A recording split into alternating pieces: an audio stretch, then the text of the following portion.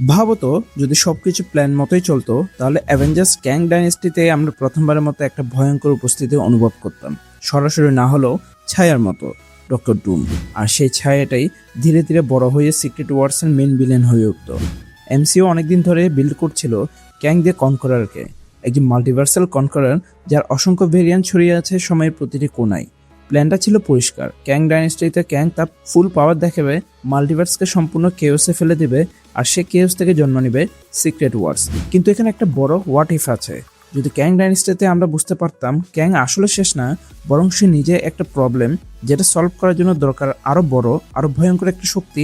কোয়ান্টামিনিয়াতে আমরা দেখেছি council of ক্যাংস, তারা নিজেদের মধ্যে লড়ছে, নিজেদের ইগোতে অন্ধ হয়ে সময় নিয়ে খেলছে।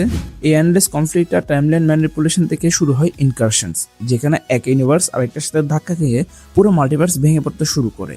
এই অবস্থাতে ক্যাং ডাইনেস্টির গল্পে লজিক্যালি একটা জায়গা আসতো যেখানে অ্যাভেঞ্জার্স বুঝতে পারতো ক্যাংদের হারানো মানে শুধু একটা ভিলেনকে হারানো না, বরং পুরো মাল্টিভার্সকে বাঁচানো। আর ঠিক তখন ইন্ট্রোডিউস হতে পারতো একজন ক্যারেক্টার যে ক্যাংদের মতো কনকারার না, বরং একজন প্ল্যানার, একজন মাস্টার মাইন্ড, ভিক্টর ভন ডুম। হয়তো ক্যাং ডাইনেস্টির শেষের দিকে আমরা ডুমকে প্রথমবারের মতো দেখতাম সরাসরি ব্যাটেলে না, বরং একজন অবজারভার হিসেবে, যে দূরে বসে ক্যাংদের কেওস দেখছে আর বুঝছে এরা আসলে নিজেদের হাতেই নিজেদের শেষ ডেকে আনছে। ডুম বুঝিয়ে যেত ক্যাংদের ইন্ডিভিজুয়ালি ডিফেক্ট করা সম্ভব না, কারণ তারা ইনফিনিট, কিন্তু তাদের সিস্টেমটা, তাদের টাইম ম্যানিপুলেশন, ওটাই ওদের উইকনেস। তাই যেখানে অ্যাভেঞ্জার্স লড়তো সামনে থেকে, ডুম সবকিছু অবজার্ভ করতো পিছন থেকে। সে ক্যাংদের টেকনোলজি আর নিজের ডার্ক ম্যাজিক কম্বাইন করে এমন একটা প্ল্যান বানাতো যেটা পিওর ডিস্ট্রাকশন না, ক্যালকুলেটেড এলিমিনেশন। হয়তো ক্যাং ডাইনেস্টির ক্লাইম্যাক্সে যখন অ্যাভেঞ্জার্স ক্যাংদের সাথে শেষ লড়াই ব্যস্ত, ঠিক তখন ডুম সাইলেন্টলি কন্ট্রোল নিয়ে নিত টাইমলাইনের কোর সিস্টেমের, একে একে ক্যাং ভেরিয়েন্টদের ট্র্যাপ করে কলাপস করে দিত এক জায়গায়। মানে ক্যাং হারতো অ্যাভেঞ্জার্সদের কাছে না, সে হারতো ডুমের কাছে। এবং সেই মুহূর্তটাই হয়তো আসল টুইস্ট, যেখানে আমরা বুঝতাম ক্যাং ছিল থ্রেট কিন্তু ডুম হলো সলিউশন। আবার একই সাথে নতুন প্রবলেম, কারণ ক্যাংদের মুছে ফেলার সাথে সাথে মাল্টিভার্স নিজে আনস্টেবল হয়ে যেত। আর তখন ডুম এগিয়ে আসতো সেভিয়ার হিসেবে।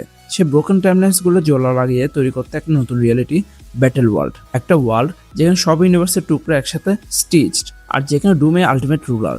এভাবে ক্যাং ডাইনেস্টি শেষ হয়ে ন্যাচারালি লিড করতো সিক্রেট ওয়ার্সের দিকে, যেখানে ডুম হয়তো মেন ভিলেন আর অ্যাভেঞ্জার্স বুঝতো তারা ক্যাংকে হারিয়ে আসলে আরো এক বড় শক্তিকে জাগিয়ে তুলেছে। কিন্তু বাস্তবে জিনিসটা একটু অন্যরকম হয়ে গিয়েছে। জোনাথন মেজর্স, যিনি ক্যাং এর রোলে ছিলেন, তার লাইফ কন্ট্রোভার্সি মার্ভেলকে বাধ্য করেছে পুরো প্ল্যান রিথিঙ্ক করতে। ক্যাংকে নিয়ে যে লং টার্ম বিল্ড আপ ছিল সেটা আর সেফ অপশন ছিল না, তাই মার্ভেল শর্টকাট নেয়নি, বরং ডিরেকশনটা বদলে দিয়েছে। ক্যাং ডাইনেস্টি হয়ে গিয়েছে ডুমসডে, আর যে রিভেলটা হয়তো ধীরে ধীরে আসতো সেটা এখন অনেক আগেই নিয়ে আসা হচ্ছে। মানে ডুমকে আর শ্যাডো ভিলেন হিসেবে রাখা হচ্ছে না, তাকে সরাসরি মেন স্টেজে আনা হচ্ছে। কিন্তু ইন্টারেস্টিং ব্যাপার হলো এই চেঞ্জ হওয়া সত্ত্বেও কনসেপ্ট একই রয়ে গিয়েছে। আমরা এখানে এসেনশিয়ালি সে গল্পটাই দেখবো যেখানে ক্যাংদের কেওস মাল্টিভার্স ধ্বংসের দিকে নিয়ে যায়, আর ডুম সেই কেওসকে ব্যবহার করে নিজের রুল এস্টাবলিশ করে। ডিফেন্স শুধু টাইমিংয়ে। তাহলে কি মার্বেল বাধ্য হয়ে ডুমকে আগে নিয়ে এসেছে, নাকি তারা বুঝে গিয়েছে ডুমে আসল গেম চেঞ্জার? আর সবচেয়ে বড় প্রশ্ন, যদি ডুমে হয় সে বিগ ড্যাডি, তাহলে অ্যাভেঞ্জার্সকে এবার এমন এক ভিলেনের সামনে পড়তে যাচ্ছে যাকে হারানো প্রায় অসম্ভব। তোমার কি মনে হয়, এই অরিজিনাল ক্যাং ডাইনেস্টি প্ল্যান কি বেটার ছিল, নাকি ডুমসডে শিফটে এমসিকে বাঁচাবে? কমেন্টে জানাও তোমার মতামত। ভিডিও ভালো লাগলে লাইক এন্ড শেয়ার করিও, চ্যানেল নতুন হয়ে থাকলে চ্যানেলকে সাবস্ক্রাইব করিও। Thanks a lot for watching guys, দেখা হবে পরে কোনো ভিডিওতে।